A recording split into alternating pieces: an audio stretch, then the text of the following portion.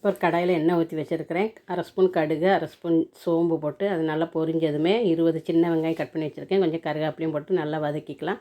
2 தக்காளியை அரைச்சி வச்சுருக்கேன். அதையும் போட்டு மஞ்சள்தூள் அரை ஸ்பூன், 1 ஸ்பூன் மிளகாய்த்தூள், 2 ஸ்பூன் மல்லித்தூள் இதெல்லாம் எண்ணெயில் வதக்கிக்கலாம்.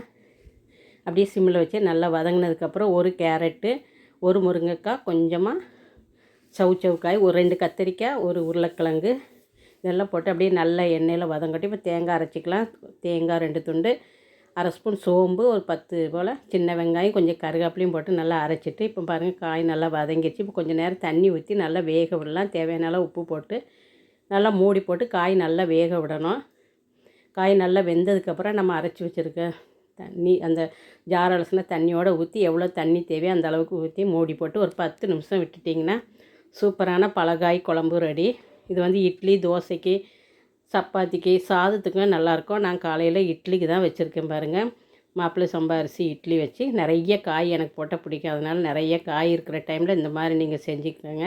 இதுபோல் நீங்களும் செஞ்சு பார்த்துட்டு எப்படி வந்ததுன்னு கமெண்ட் பண்ணுங்கள். நன்றி.